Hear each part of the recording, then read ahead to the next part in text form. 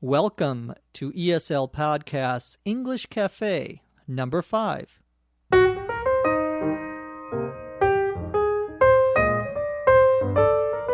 Hello and welcome to the English Cafe.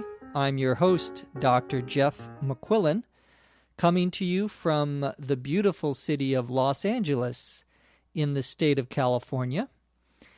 And this is coming to you also from the Center for Educational Development. On today's podcast, we have a couple of interesting things to talk about. We're going to be talking about brunch. We're going to talk a little bit about Martin Luther King. We are going to give you some information about a big story in the news here in the United States about a book. And we will, as always, answer some questions. Let's get started.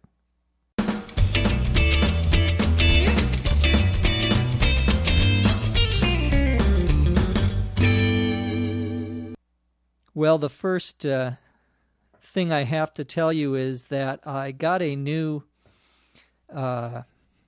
computer program this week.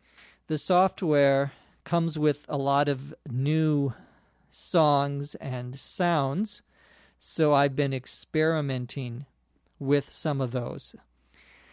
Well, it's Sunday afternoon.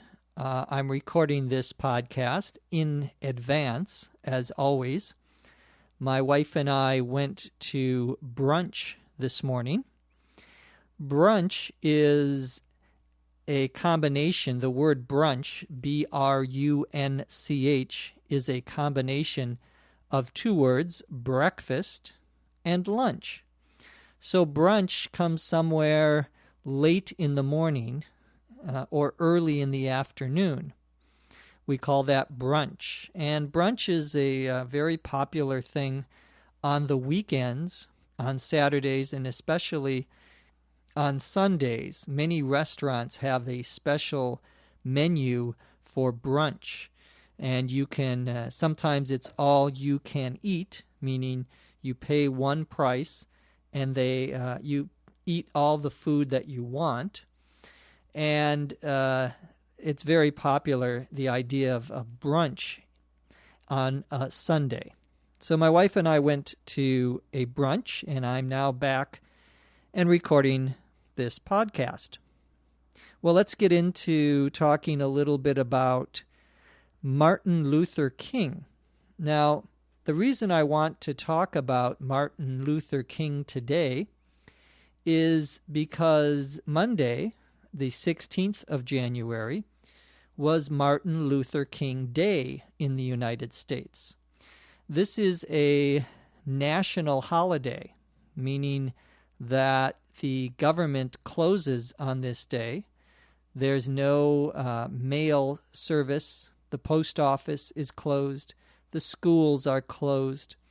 All of the public buildings are closed in honor of Martin Luther King. Now, you probably know Martin Luther King was an African American, and that's the term we use now for someone who is black, African American.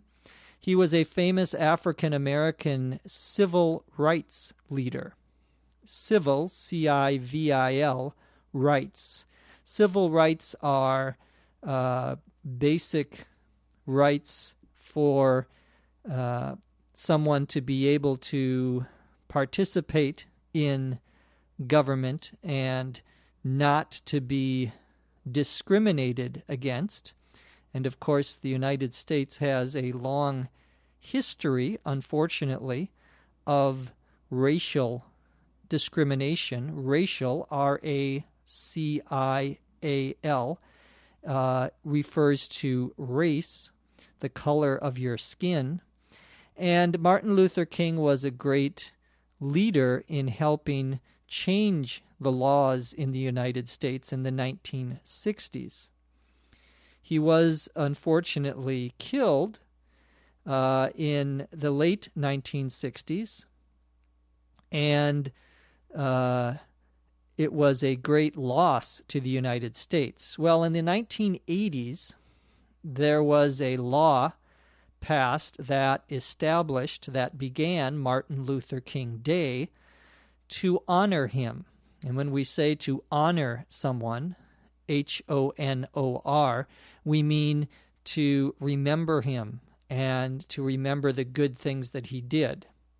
So this is Martin Luther King Day, and this holiday is always the third Monday in January.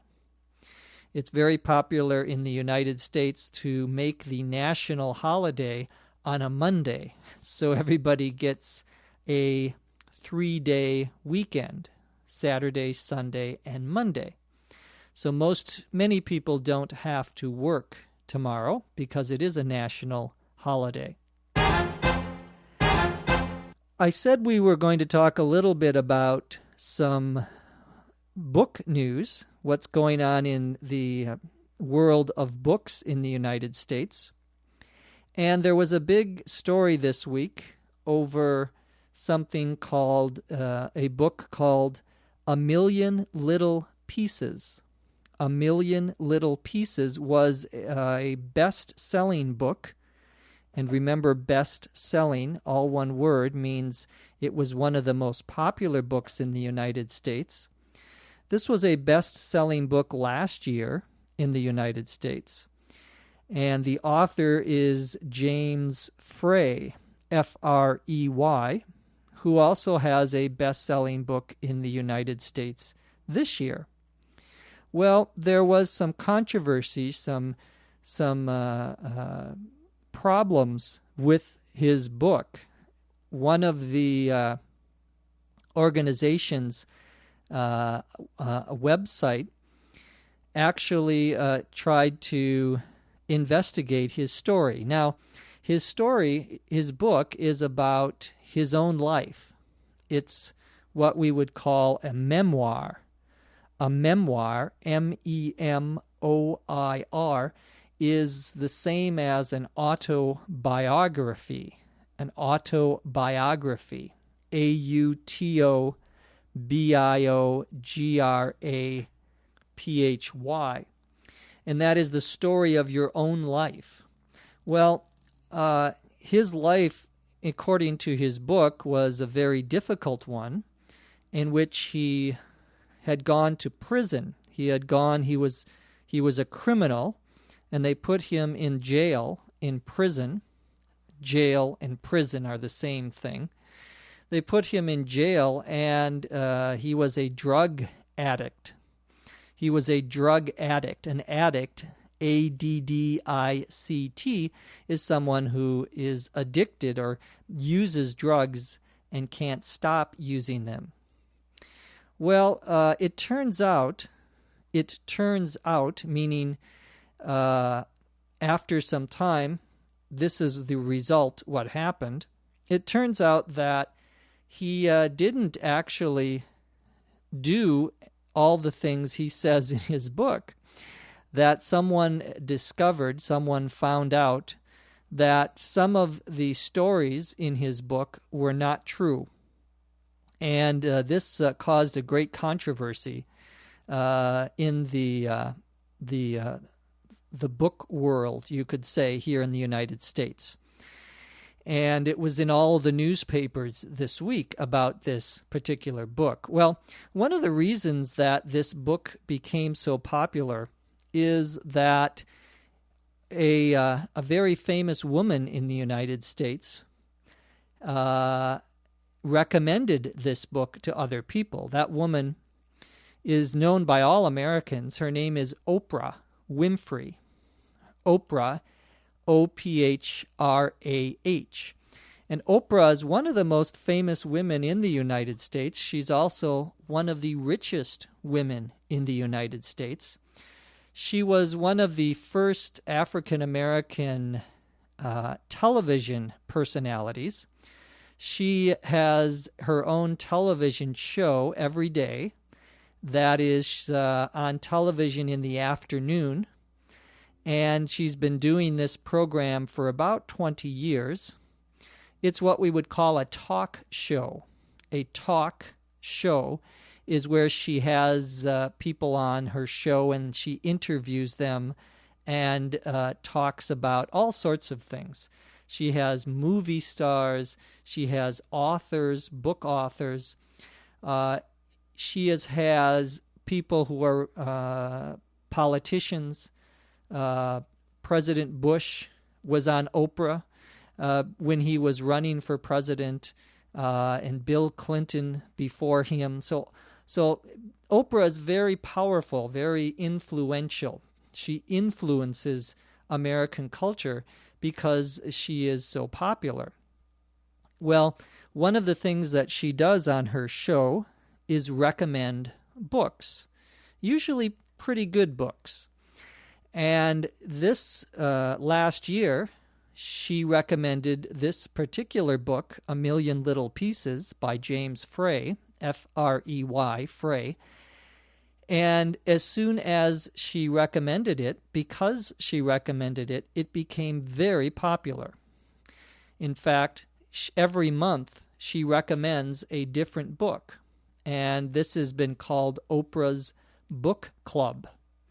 And if you go into a bookstore in the United States, some of the books will have a little sign on them that says, in Oprah's Book Club, meaning Oprah recommended this book. So it's important to know about Oprah because she is a very famous person here in the U.S. And she's has a lot of influence, a lot of power in changing public opinion.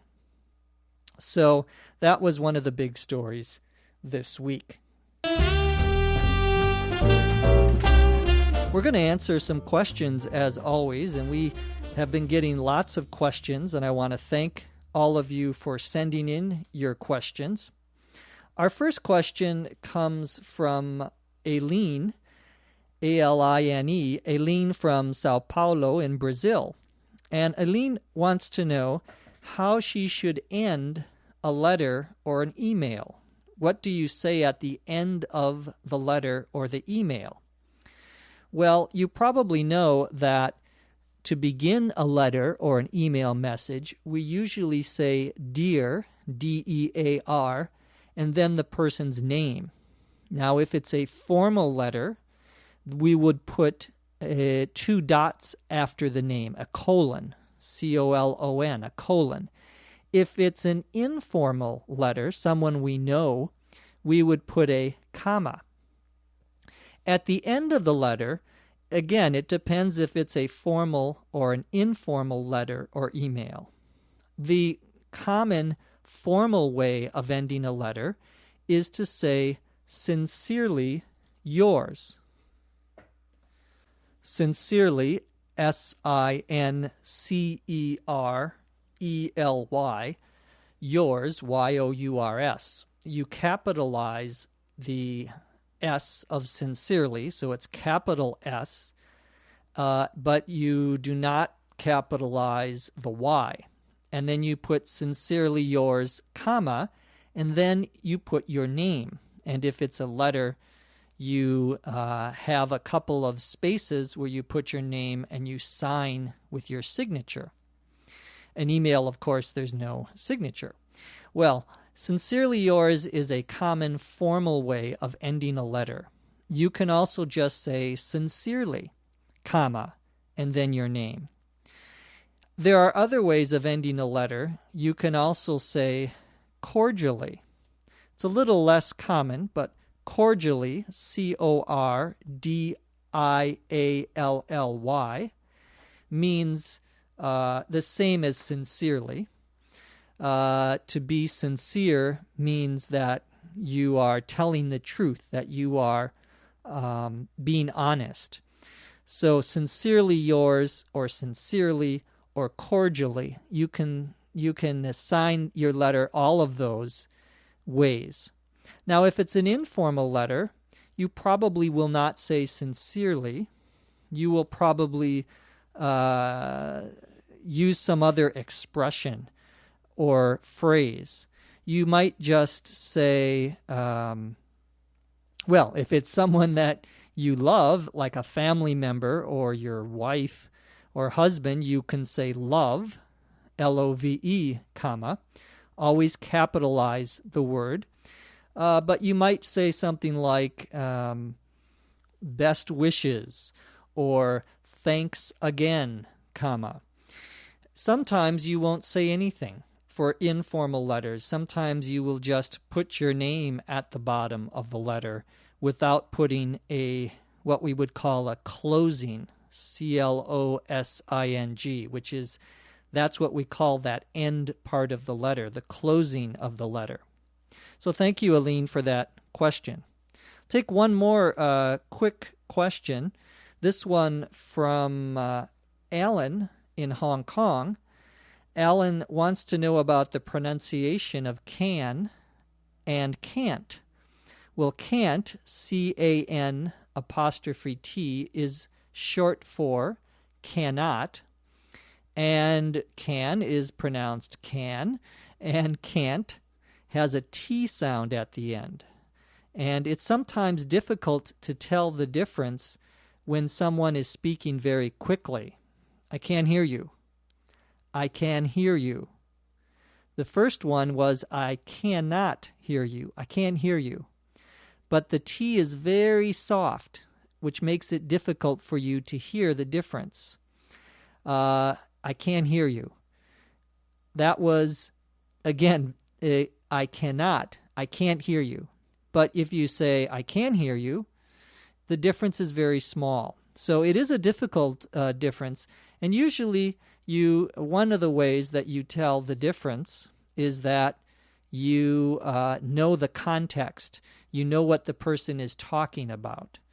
But even native speakers sometimes have to ask, did you say can or can't? So don't feel badly if you don't understand or can't hear the difference. It's a very common problem. Well, that's all we have time for on today's English Cafe. I want to thank you again for listening.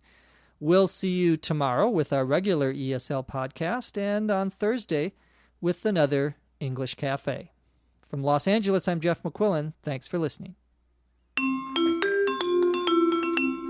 ESL Podcast is a production of the Center for Educational Development in Los Angeles, California. This podcast is copyright 2005. No part of this podcast may be sold or redistributed without the express written permission of the Center for Educational Development.